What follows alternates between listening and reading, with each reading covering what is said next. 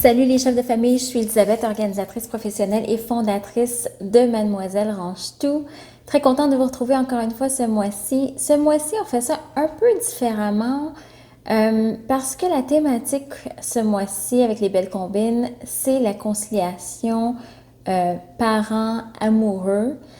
Et honnêtement, j'ai pas de trucs en particulier à vous partager ou des techniques ou des astuces reliées au rangement. Mais je voulais, dans le fond, vous parler plus spontanément de à quoi ça me fait penser quand on parle de conciliation parents amoureux. Puis j'ai le goût d'ajouter un autre aspect qui est parents amoureux et organisateurs. Donc, je vais y aller un peu spontanément, de façon informelle, pour vous partager un peu ce que j'entrevois qu'est-ce que je comprends dans cette thématique-là et comment je peux le relier un peu au rangement et à l'organisation en général.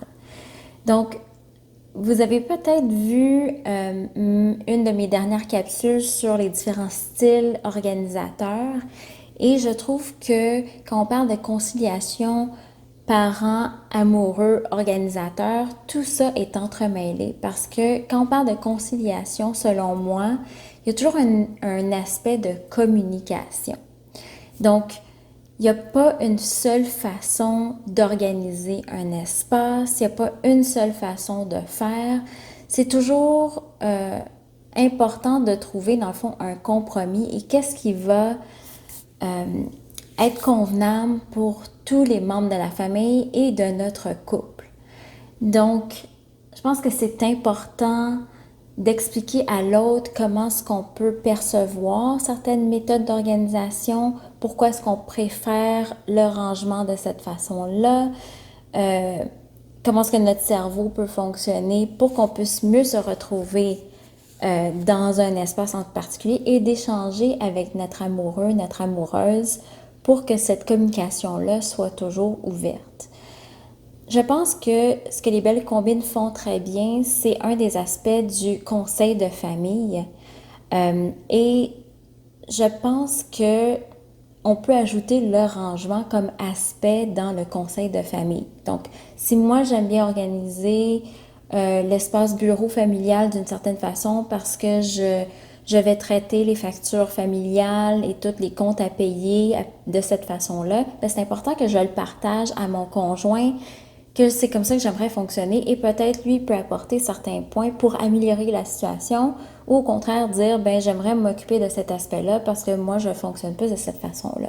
Fait que j'aime l'idée du conseil de famille pour l'aspect rangement dans cette conciliation parents-amoureux. Je pense aussi que c'est un aspect de respect de l'autre. Des fois, on aime le faire à notre façon.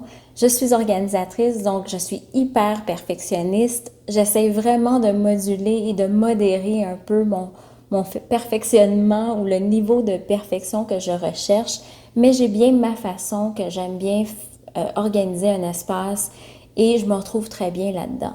Mais il y a quand même l'aspect de j'aime mieux que ça soit fait que j'aime mieux que ça soit fait parfaitement à ma façon. Fait que des fois, il y a des choses que mon conjoint va faire que je n'aime pas nécessairement, mais je me dis au moins c'est fait. Tu sais, par exemple, question de un exemple très banal, plier les serviettes pour de bain. Moi, je les plie d'une certaine façon parce que je sais que dans mon armoire, ils vont bien fitter de cette façon-là. Mais mon conjoint les plie d'une autre façon, puis il les roule, puis ça fonctionne quand même. C'est pas ma façon préférée. Je trouve pas ça super beau dans une armoire, mais au moins, cette charge-là m'est enlevée des épaules. Il s'est occupé de plier les serviettes cette fois-là. Donc, je pense que des fois, il faut laisser, dans l'aspect de conciliation parents amoureux organisateurs, il y a cette espèce de lâcher prise un peu de c'est peut-être pas fait à ma façon, mais au moins c'est fait.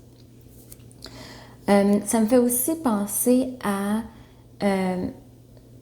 dans le fond, trouver des compromis pour préserver notre relation parents amoureux organisateurs. Des fois, il faut se dire qu'il y a certaines batailles que je suis vraiment prête à défendre, mais d'autres non. Il y a peut-être certaines pièces que je me dis, ben c'est peut-être moi qui vais les organiser davantage à ma façon parce que c'est moi qui les utilise plus souvent. Par exemple, la cuisine, c'est moi qui cuisine le plus à la maison, donc je vais réorganiser ou revoir l'emplacement des articles de la cuisine un peu plus à ma façon qu'à la sienne. Mais il y a peut-être d'autres pièces dans la maison qui lui reviennent à lui en disant, ben peut-être que tout ce qui est espace devoir des enfants, puisqu'il va s'occuper de faire certains devoirs avec les enfants, ben c'est peut-être sa façon de procéder, puis les trucs vont être placés un peu plus comme lui il veut. Donc je pense que c'est beaucoup de compromis, lâcher prise sur la perfection, sur la manière qu'on pense que ça doit être fait. C'est un peu un mélange des deux. Donc c'est plus de voir comment est-ce qu'on peut trouver des petites pistes pour ne pas ternir notre relation parent-amoureux, puis ajouter cet aspect organisateur-là. Donc, bref, c'était un peu mes réflexions, un peu à l'improviste sur la thématique. Je pense que ce qui ressort de tout ça, c'est plus de garder un esprit ouvert et de toujours être prêt à communiquer davantage. L'idée de cette petite vidéo n'était pas de faire la morale, mais je voulais simplement partager un peu mes réflexions par rapport à la thématique et comment je voyais ça relié au rangement. Si vous voulez échanger avec moi là-dessus, rejoignez-moi sur le groupe Facebook VIP Chef de famille. Ça me fait toujours plaisir de discuter avec vous sur différents sujets. Donc, je vous attends là-bas. À bientôt!